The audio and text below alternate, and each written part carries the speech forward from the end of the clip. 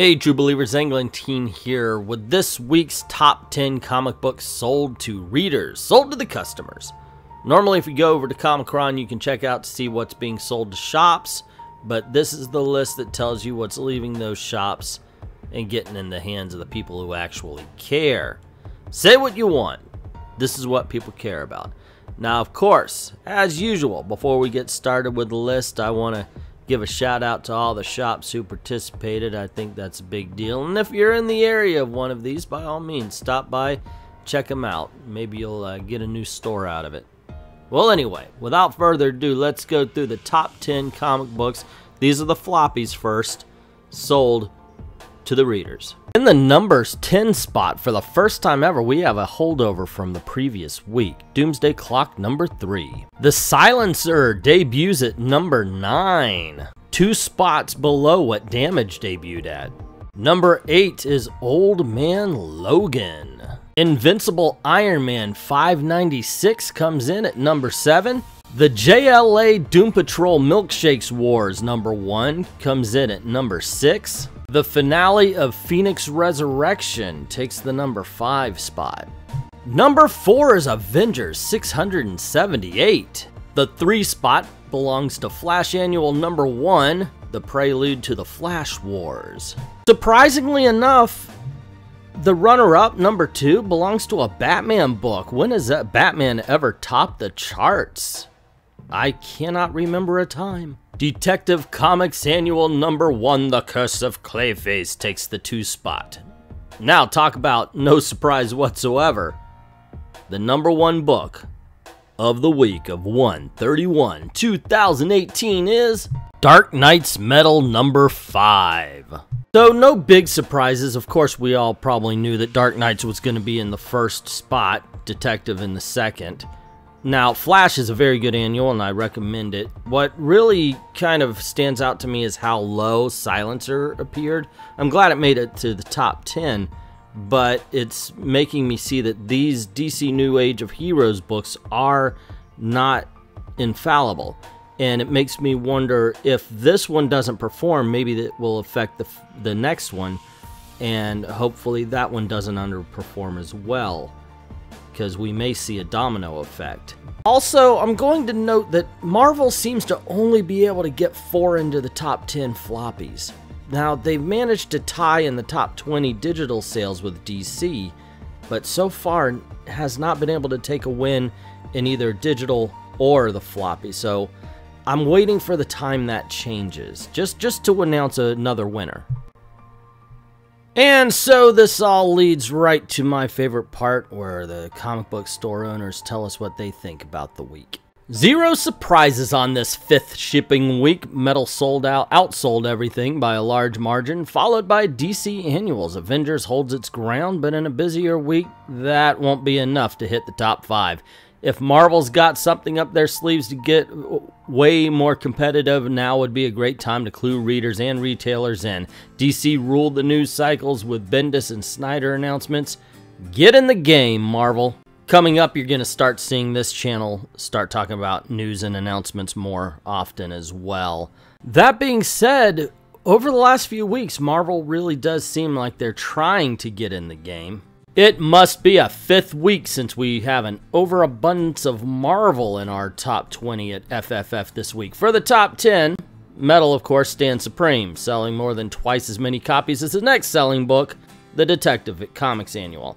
While the House of Ideas had a strong showing in our back half of the top 20, there were only 2 Marvel books in our top 10. Avengers and Phoenix Resurrection both sold pretty well at 4 and 5, respectively. But there are also still selling Doomsday Clock number 3 steadily enough for it to make it into the top 10 on its 3rd week. On the indies side of things, Outcast managed to sell enough copies to make it into the top 10 at number 9, and it isn't a surprise to see it sell so well. It definitely benefited from the lack of books from DC this week, allowing it to sneak into one of the top spots. Galacticon and Reactor also sold well enough to make it into the top 20. DC's New Age of Heroes is unfortunately not off to a great start.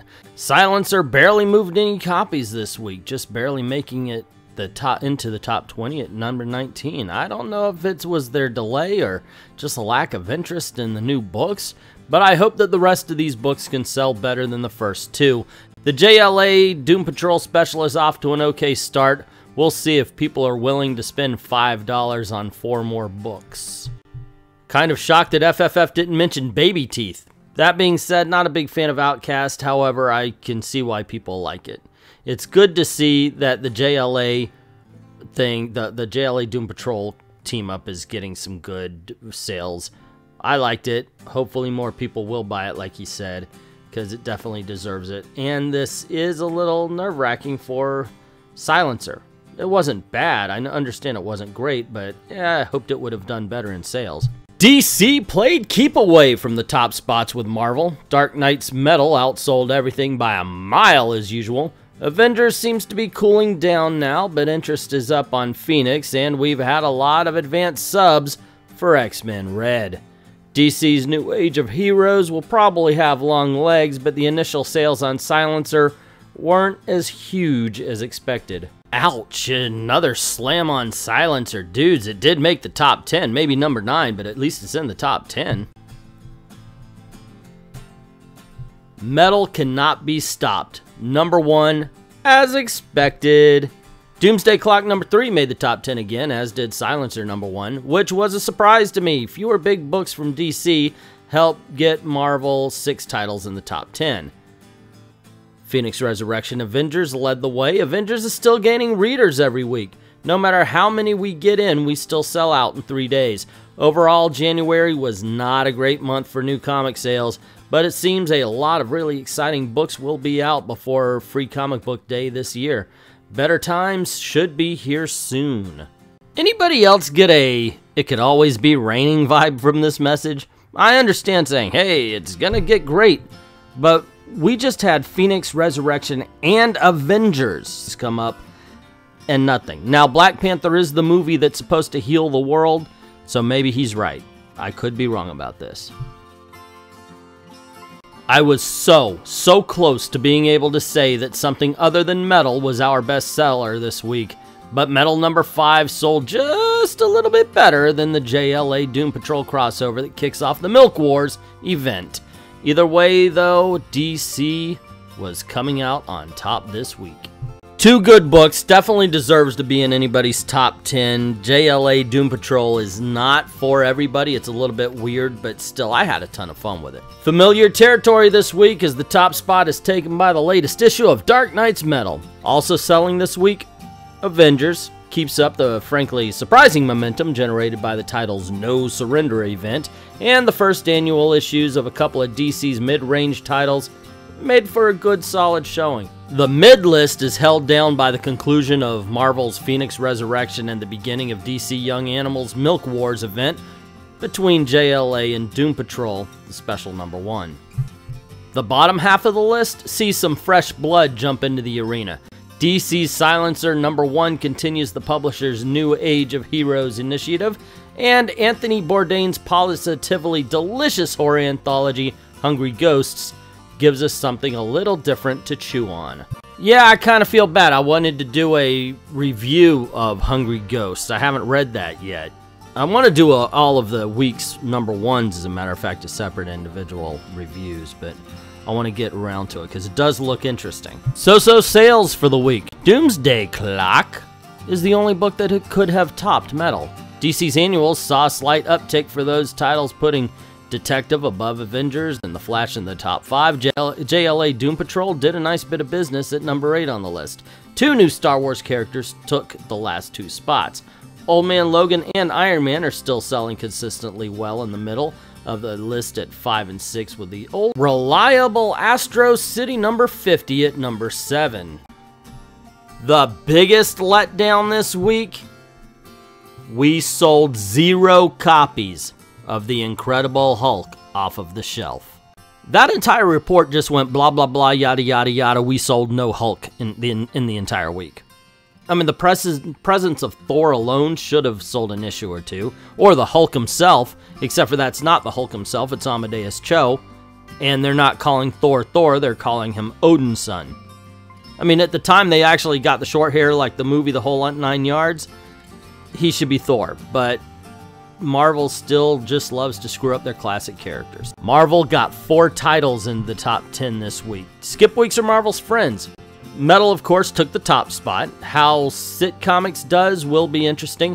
I will support a comic publisher that doesn't use Diamond. Avengers is showing no signs of slowing down, even at its weekly pace. One title instead of a bunch of meaningless Avengers titles really helps. Silencer made our top 10, but only in 5th place. It should have done better, but solid 5th week for sales. I can get behind that, one Avengers title instead of many. I will never get behind Rogue as an Avenger or as a leader of the Avengers. Thanks in part to a very light DC week, Marvel gets 4 books in our store's top 10. The true oddity of the week, though, is that 2 of our top 10 sellers are books that came out a week ago. Doomsday Clock number 3 from DC and Marvel's 2-in-1 number 2 from Marvel. It's definitely unusual when 2 week-old titles outsells almost every new release. Now, what I like about what he just said there about Marvel 2-in-1 and Doomsday Clock is that means word of mouth is working. If people are being drawn to these books, it means somebody who bought it told somebody else. That's new cash, new money into it. It might be another reader, but it could also be a new reader. It might be, you know what I mean, original reader. Anywho, either way, it just means that word of mouth is working on these books, and that's good because they deserve it. Well, Marvel 2-in-1 over Doomsday Clock, but still, they deserve it. Now, as we get the Tom Brevoort, every time we said, hey, your books aren't selling, he goes, dude, we're selling to schools and we're selling digitally. So I started to look up digital sales. I like doing that, finding out who actually is the top publisher digitally as well as floppy. DC kicks Marvel's ass constantly floppy, so let's check out the DC sales. We'll go over to Comixology, the world's largest digital comic book shop. No, I'm not getting paid for that. Number 10, Jean Grey. Number 11. Number 9, Star Wars Dr. Aphra. Number 16. The Milk Wars Part 1, starring Justice League and Doom Patrol, makes it to number 8. Number 7 goes to The Invincible Iron Man. Avengers number 678 rounds out the bottom half of the top 10 this week. At number 5, we have Phoenix Resurrection number 5. Continuing to climb the digital charts is Injustice 2 with Chapter 43. At number 3 is Detective Comics Annual number 1, The Curse of Clayface. And in the runner-up position at number 2 is The Flash Annual number 1, which means number 1 for the week is Dark Knight's Metal number 5, surprising absolutely no one. It's Dark Metal. You cannot defeat Dark Metal, it appears. I think they will make this into a complete and total ongoing series just to keep it going, because it's Dark Metal and it sells out every freaking time. Now, DC wins. They've got the top 4 spots. The only book that isn't in the top 5 is JLA Doom Patrol. But by the numbers, by just books in the top 10, it's 5-5. So let's go on up to 20, see who has the most books in the countdown. At number 11, Jessica Jones number 16 breaks the tie. And all new Wolverine number 30 pulls away, making it 7-5 Marvel's favor. Defenders number 9 makes it 8-5 Marvel's favor. Finally, at number 14, DC Comics Strikes Back, The Silencer number 1 makes it 8-6. Excuse me, 9-6 says Old Man Logan number 34 in the 15th position. But DC Comics is not done yet. Deathstroke Defiance Annual number 1 at the 16th spot makes it 9-7. 9-8. As Astro City number 50 comes in at number 17. We have seen DC Comics do a last-minute beatdown on Marvel before, and we may see it again. Next week, because Amazing Spider-Man Renew Your Vows makes 10 for Marvel. This is a new record for Marvel in the top 20. They finally did it. There's only a tie for DC at this point. And they would have to sweep the bottom 2. They have to take 18 and 19. And I'm here to tell you, kids, it ain't happening. And that's for one reason. Outcast. Outcast gets the 19th spot.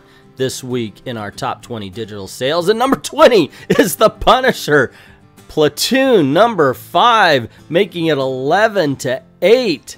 So finally, Marvel got their beatdown. Marvel wins digital sales, and I am kind of happy to announce that because I've said DC at the end of this so many times. Now, granted, like I said, this is an off week. This is a 5th week, but a win is a win.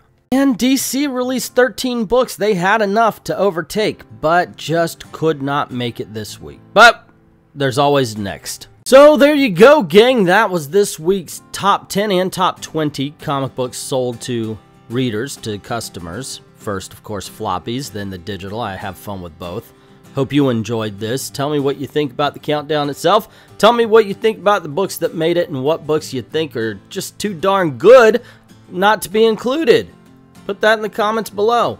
Also, if you like this video, you want to see more, you know the drill. Click like, share to get the word around about the channel. And don't forget to hit that notification bell and subscribe if you haven't done it already. If you have subscribed, hit that notification bell. Make sure it's rung so you don't miss anything happening around these parts. Also, this is the way you make a living, so if you don't mind, head on over to Patreon. Drop $1 in the till. Helps keep the lights on, help us keep making videos for you. We definitely like doing that. We definitely appreciate everybody who's already done that. And to everyone, all of the true believers would like to say thank you very, very much for watching.